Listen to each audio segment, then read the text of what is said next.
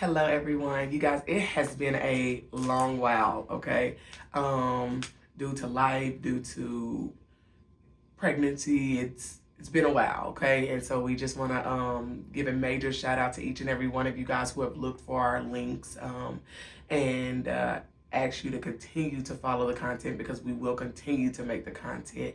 But we also want to thank you for still tuning in the best way that you know how.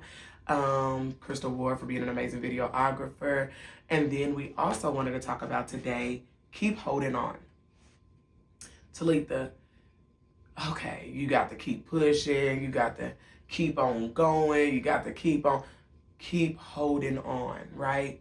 I think about the woman with the issue of the blood, and a lot of people, talk about how she just touched the hem of his garment, and how she had refused to let go until she was healed.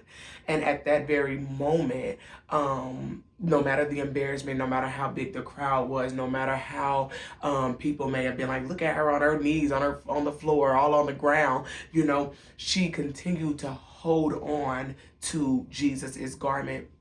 And because of her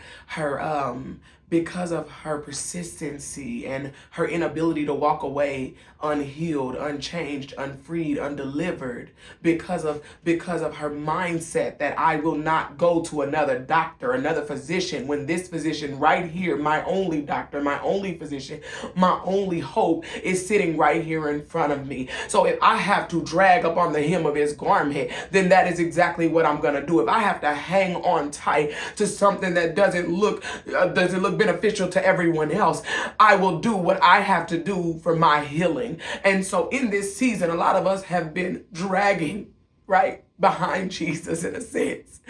We have been holding on and holding on and holding on and trusting that things would change, and trusting that things will get better, and trusting that things will work out. We've been trusting, believing, and holding on to his word, holding on to his statutes, holding on to his promises. We've been holding on, and all the while, it feels like people are laughing and like, oh yeah, your God still ain't came through, your God still ain't pulled through, your God still ain't did this, and your God still ain't did that. But all the while, we keep holding on. At that moment, when Jesus turned around and asked, who touched the hem of my garment? He said that virtue had left him, right? Virtue had left him.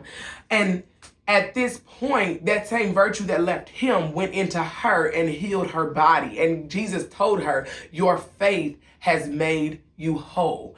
Your faith has made you whole. Your faith has made you whole. The persistency, the holding on, even when everyone else may be a little distracting or overbearing or think everything is so humorous because you're in this messed up situation at the hem of Jesus's garment. At this moment, Jesus is saying, if you will do all of this, he is saying, just to get through, and you're trusting that I'm going to heal you. You're trusting that you're holding on to the right garment. You're trusting that you're holding on to the right source, your source of strength, your source of power.